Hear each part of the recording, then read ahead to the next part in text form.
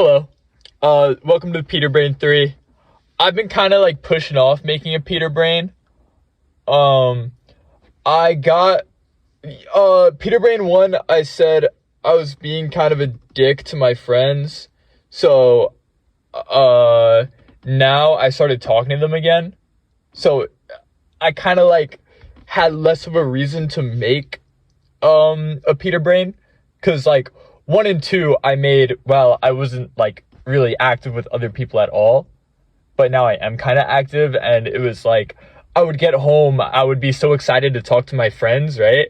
I would go inside, I would hop on my computer, and we'd like play games, right?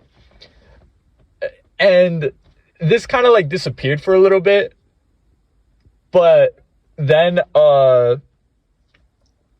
then I told everybody that I was gonna make a Peter Brain 3 while I was at work today, right? And I just got back from work, like I'm still in my car. Uh Also like Peter Brain 1. But man, I was kind of scared because I'm someone who's jumped from a lot of friend groups, right? Like I had my group of friends, and then eventually just like I kind of drifted apart, and then I found a new group of friends, and then I drift apart, and then I found a new group of friends. And uh when I was thinking that I was being kind of a dick, and I left like my friend group for a little bit, and I like left them alone, I started talking to another group of friends that I wasn't that active in. And I was kind of thinking in my head, like, maybe this is me, like,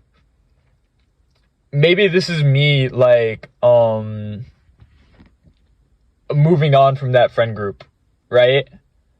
But no, it wasn't. I came back to all of them, and I'm so happy because those guys are like my friends. I don't even know them in real life.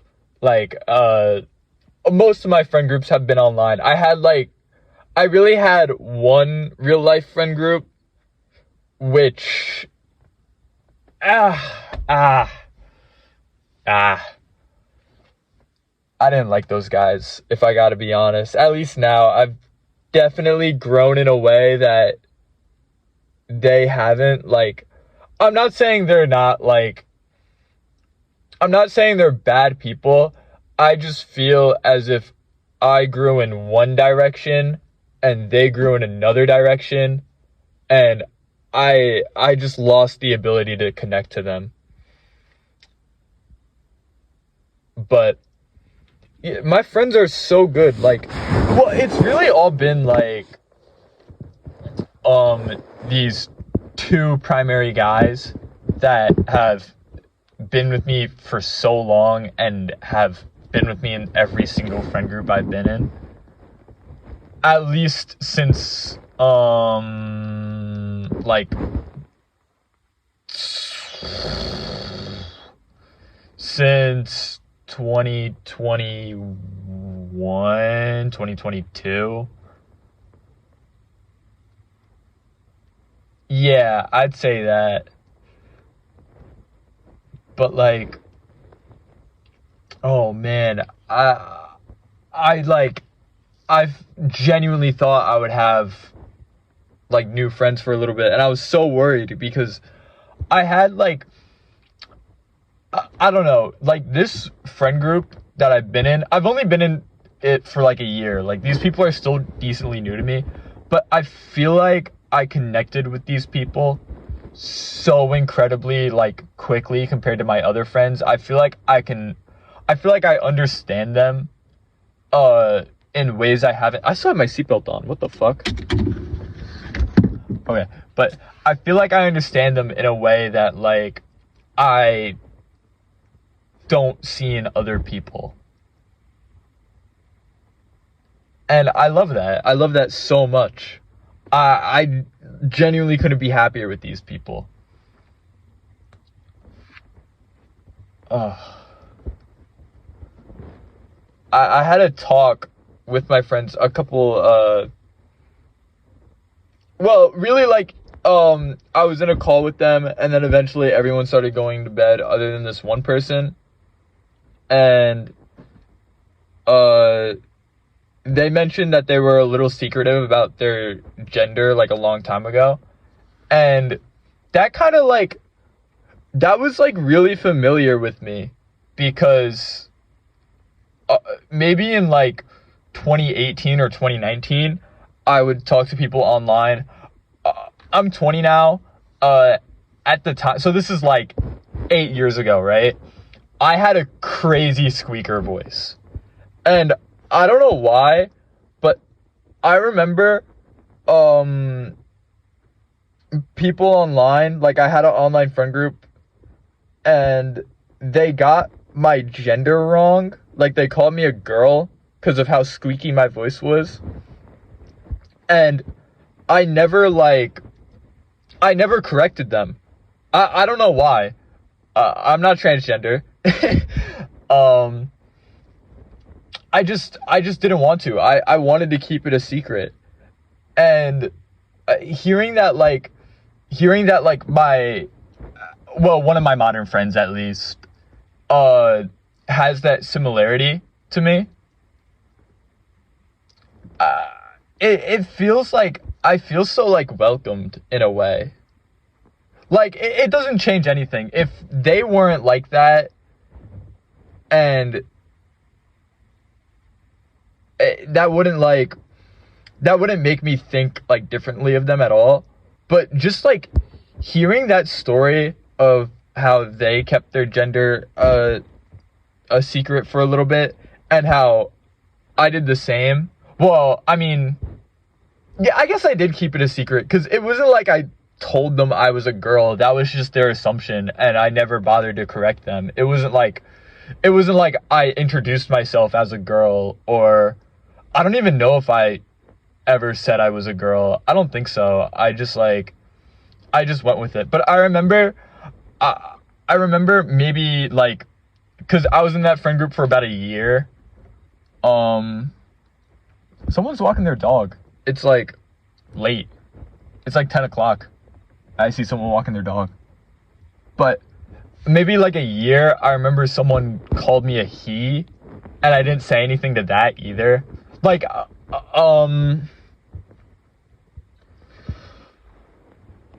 because they've called me a she for so long, and then this one guy said he, and I never bothered to say anything.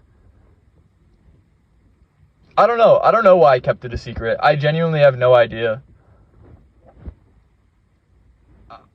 I mean, honestly, when I look at gender now, I kind of just think of it as like nothing more than like a label. Like, biologically, I'm a dude, right? But I feel like I never tell somebody I'm a dude. And honestly, I think if someone were to like call me like she instead of he, I don't know why like they would do that. I never tell people I go by that or anything. But I don't think I would bother to correct them because I don't know. I'm not saying I'm non-binary. That's not what I'm saying.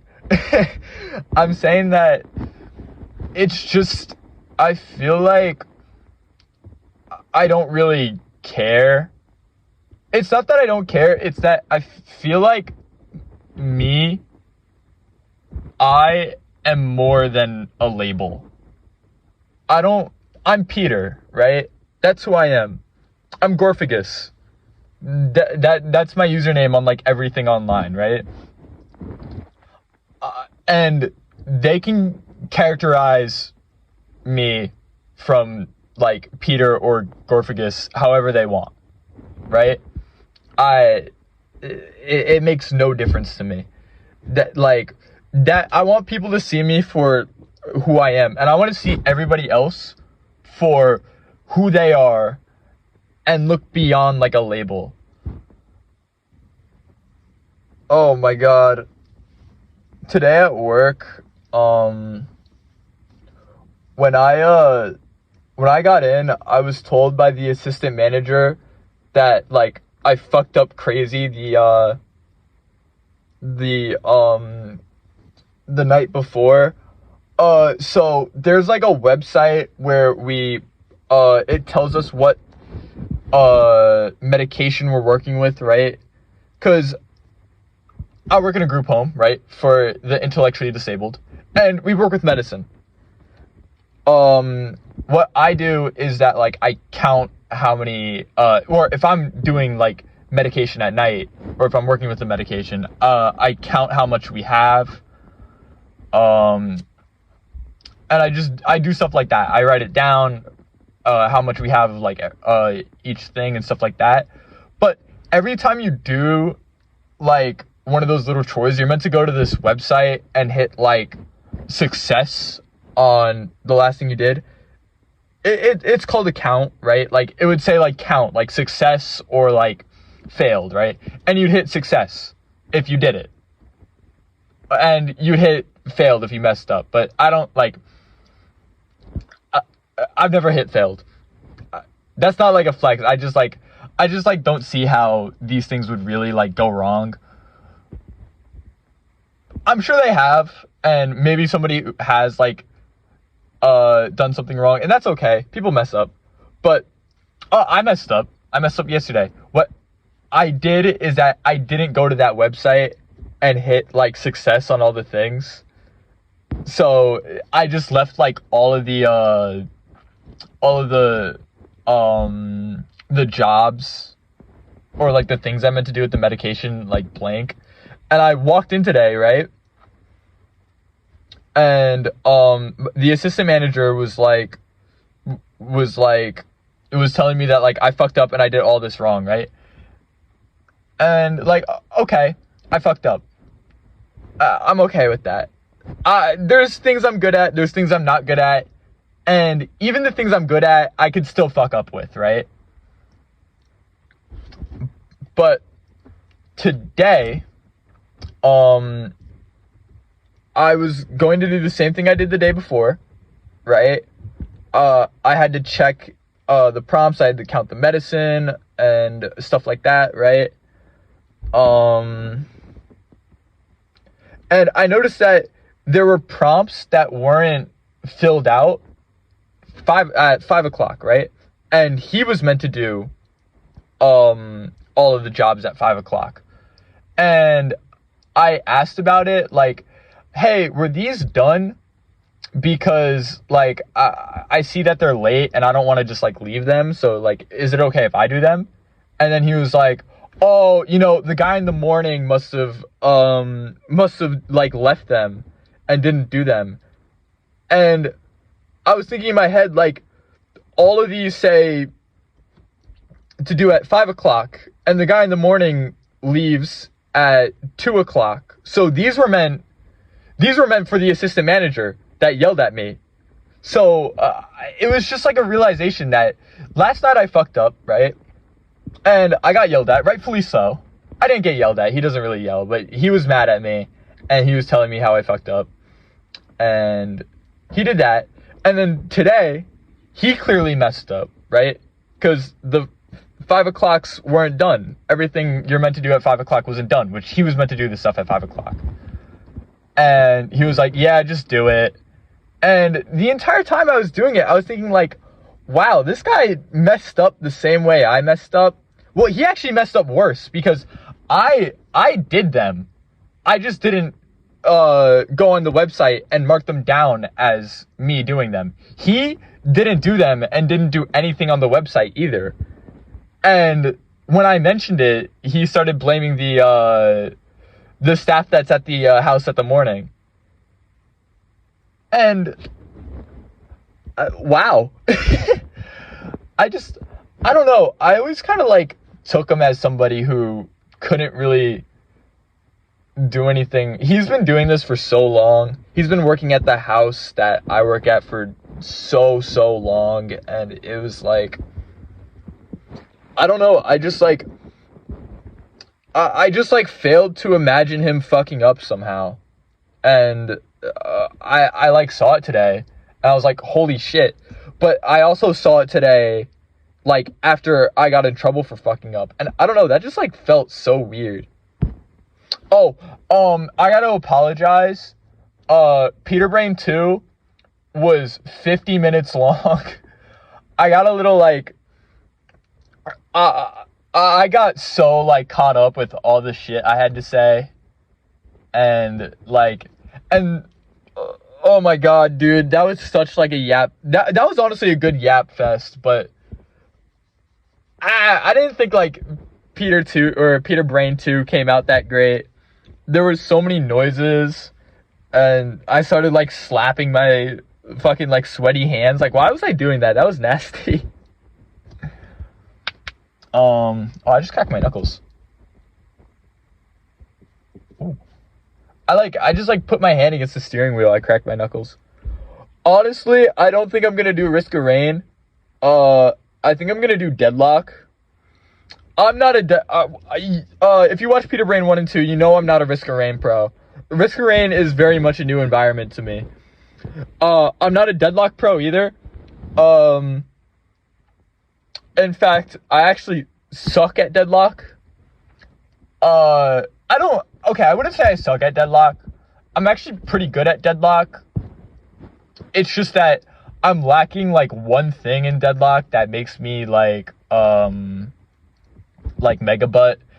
And I always feel like I fall behind on like the souls. Like, if you never played Deadlock before, it's a MOBA, right? So you gotta like farm and you gotta get the fucking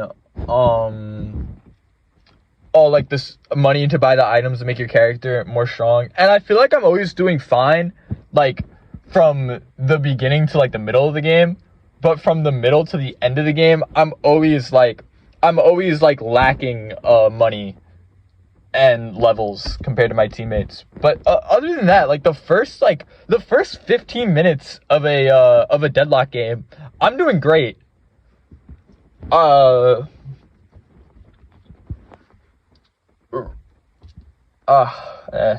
Honestly, I might just play Street Brawl, because like Street Brawl is just like, it's just Deadlock, but without like the farming. You just shoot people, and I like that. I like shooting people. Shooting people in games is fun. Oh man, I had some like crazy thoughts. I was thinking about like the limits to fiction. This is gonna be weird, but I was talking about this with a friend not long ago.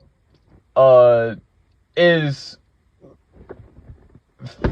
fiction limited? Because I honestly think that there are rules we live by, and those rules limit what we can write. Because if I'm writing a book, right, and there's something that's so unnatural to what we live by, right, or how we live life, or like rules we see in the world, the book begins to sound more like gibberish, right? And if you have to write within these rules, then there is a limit to how different fiction can be, right? So I think that if there was another world with a rule that we don't follow, right? Like another universe that has a rule that doesn't apply in our world. It can't be like nameable, because it's that unthinkable, this rule, right? Like there's no way to imagine it, because it's just so insanely different, right? If someone in that universe were to write a book and that rule had an effect on how that book was written, and then that book was magically transported from their universe to our universe, and someone picked it up and tried to read it, it wouldn't make any sense, to like the point where it's unreadable. It's just gibberish, right? And that was like, that's like such a weird thought, because like technically if you think like that, then there is a limit to how like different fiction could be, or stories could be. But that also means there would eventually be a point where every single possible story has been written.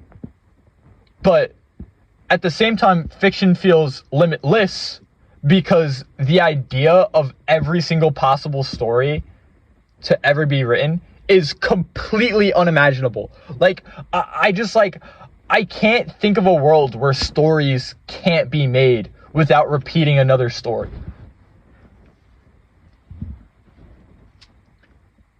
But, oh man. It's like, it's so hard to imagine. And it makes me think, is fiction really limited? Because how is just every single possible story going to be written? Well, I mean, I guess there's infinite words that you can... There's not like a limit to how many words you can put in a book. So technically, like, from the beginning of a book to the end, there can be as many pages in between as possible. Like, that, there's no limit to that. So I guess eventually, like, if that's the case, then stories would eventually be different if they all had like infinite words in them, right? Because if they're all unique and then it's infinite, there should be a point in every single one where one word is different, right? But you can't read a book or consume a story all the way through that has infinite words, right? So that means it is limited. But then even then, I can't imagine a world where unique stories or different stories are completely impossible. I don't know. I genuinely don't know if like there is a limit to how many stories you can write in a universe.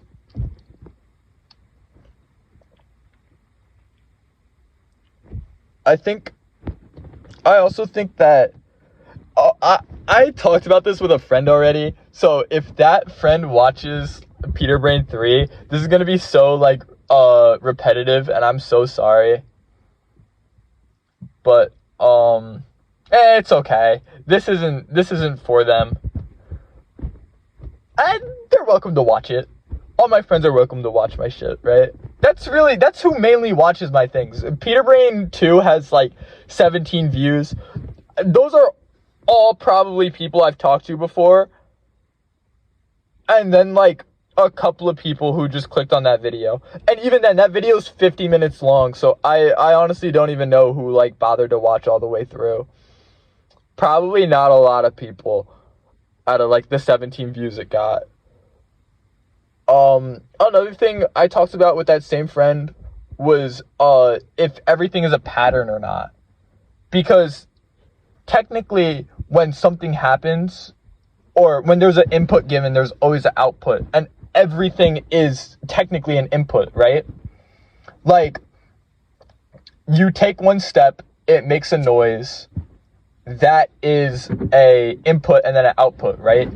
Like, when I walk, each step, a noise is made. And when I walk, I also move forward, right? That is like an input, and then there is an output. But also, me walking forward is also an input, because that means I'm moving closer to something, which is an output. And so on and so on. Me moving closer to something means it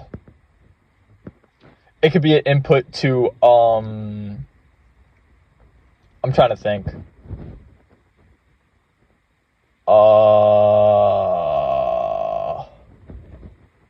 Shit.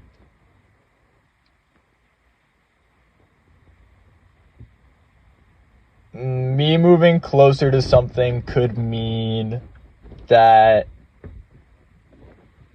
or does mean that the distance between me and that object have technically decreased. Well, it not technically. It has decreased, right? And that means that could be an input for me being less far away from something, which I know means the same thing, but it keeps going, right? Like everything is an input to something else that means something else, and so on and so on. So technically it's a pattern, right? When that thing happens, this thing happens, and then when this thing happens, another thing happens, right? But a pattern is a predictable time of events, right? Or I guess not time of events, but it's predictable, right? Like red, blue, red, blue, red, blue. If I said red, blue, red, blue, red, blue over and over again, when I say red, in your brain, the pattern is the next thing I'm going to say is blue, right? Pattern. You learned that in like fucking kindergarten. I learned that in kindergarten. Or maybe even pre-K. But, so when something's unpredictable, right? When something happens that we couldn't guess, could somebody else guess that? Like if someone saw like every single thing on Earth to happen, they could predict everything that happened next because they've seen something before that kind of indicates that, right? Like, let's say someone had a bad day, right? We all have like parents, I'd assume. When you get home, right? And then your mom or dad gets home and they're pissed off, right? There's no way for you to know if they're going to get home pissed off or if they're going to get home in like a jolly mood, right? But if you were to see from like a perspective of like someone who saw them throughout their workday, right? They would see, oh, this thing went wrong, so this means that, right? This input happened, so this output will happen. And maybe the input was like, this person works at a grocery store and it got robbed. And now the output is that they're getting home a little bit frustrated because they had a bad day, right? They saw that, so they knew that was coming, right? Because they could predict how this person was going to feel about that because they see so much more than we see. So then it's a pattern. But it's not a pattern to like the human race because we don't see what's going to happen. That person who works at the grocery store didn't know they were going to get robbed, but someone from up above sees somebody getting like maybe something happened in their life and they're becoming a little bit upset about something and they don't know what to do, and that was their outcome, and somebody could predict that that is what they're going to do. Right? So there was an input and then an output to that, and then there was an input and then an output to that. I'm pretty much explaining like the butterfly effect, right? But just from someone who sees literally everything and sees every single input and sees every single output. Because anything that happens leads to something else happening. So everything is a pattern. From somebody who can predict it, right? God, I wish there was a way to explain this better. I know if you were to just Google if everything was a pattern, Google would say no. But, I don't know. 32 minutes into Peter Brain just now.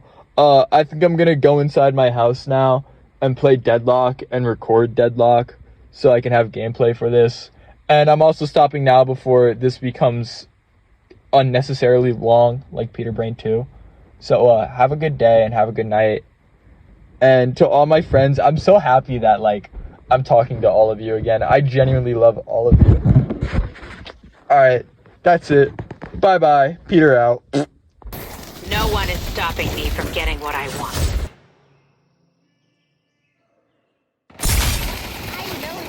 Greenwich is under attack.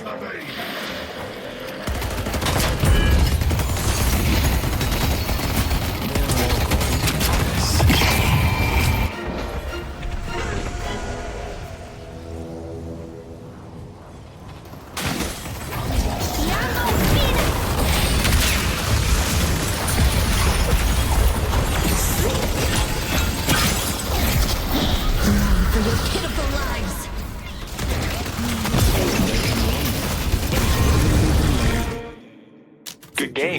Good game. Buen trabajo.